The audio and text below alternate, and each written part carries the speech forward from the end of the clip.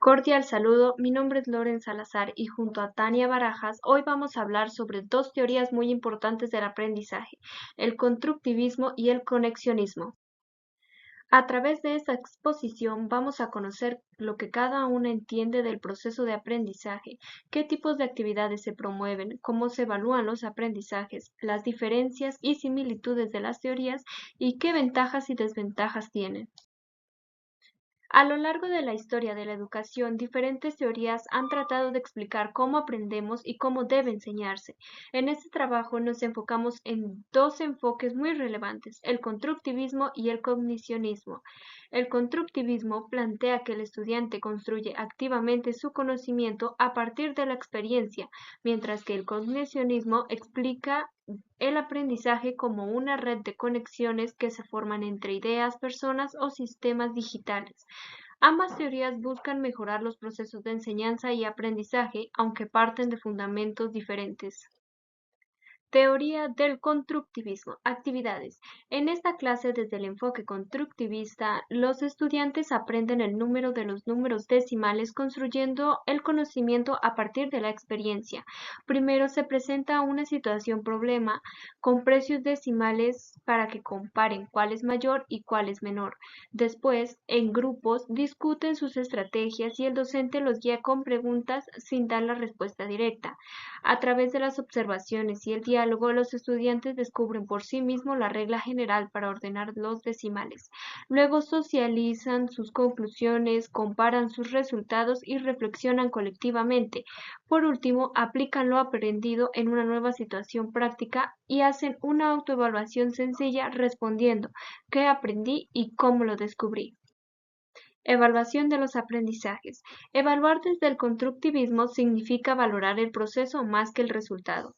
El docente observa cómo el estudiante analiza, explica y aplica lo aprendido. Por ejemplo, no solo se trata de calificar si ordenó correctamente los números decimales, sino el justificar por qué uno es mayor que otro y cómo lo descubrió. Así, la evaluación se convierte en una herramienta para reflexionar, corregir y seguir aprendiendo. Ventajas y desventajas del constructivismo. Ventajas. El constructivismo tiene ventajas muy notorias. Hace que el estudiante piense por sí mismo, busque soluciones y encuentre sentido a lo aprendido. Favorece la autonomía, la creatividad y la motivación, porque las clases comparten situaciones reales. También impulsa a la colaboración y al intercambio de ideas y a la construcción colaborativa del conocimiento. Es clave en matemáticas donde comprender es mucho más importante que memorizar. Desventajas. Aunque es una teoría muy completa, el constructivismo también tiene desafíos. Planear clases que promuevan la construcción activa del conocimiento demanda más tiempo y recursos. Además, evaluar procesos reflexivos puede ser más complejo que aplicar una prueba objetiva. Algunos estudiantes pueden sentirse inseguros sin una instrucción directa y en grupos grandes es difícil acompañar a todos. Sin embargo, el esfuerzo vale la pena porque el aprendizaje logrado suele ser más profundo, duradero y significativo. Cordial saludo, mi nombre es Tania Camila Barajas, soy estudiante de séptimo semestre de la Universidad Nacional Abierta y a Distancia.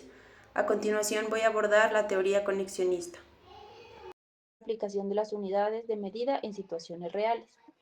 Medir es hacer una comparación respecto a una unidad patrón, lo que permite conocer las propiedades de espacio, de materia y de tiempo, por lo que he decidido abordar esta temática siguiendo con la narrativa de la situación que se planteó inicialmente, el almacenamiento de los víveres en la institución educativa. Se plantea establecer la relación entre el tamaño de las cajas mediante la aplicación de medidas de longitud y el espacio de la bodega en donde se va a hacer el almacenamiento de los víveres. Luego se pretende analizar cuántas cajas se almacenan en el salón o espacio definidos, no solamente de manera particular, sino también a medida que podamos establecer un método el cual nos permita conocer la capacidad para distintos salones y distintos tamaños de las cajas. Por lo tanto, desde el área de matemáticas se decide abordar el problema aplicando el pensamiento computacional, diseñando un instrumento de medida. Para eso se utiliza una tarjeta programable que se llama microbit y se desarrolla en el entorno de programación MACOT. Los estudiantes proponen utilizar como código de referencia un contador, el cual permite cuantificar la cantidad de veces que cabe una medida en una zona más grande, por lo que se pretende ahí el código de programación que se desarrolla con los estudiantes para cuantificar la zona y poder determinar cuántas cajas caben en un espacio definido.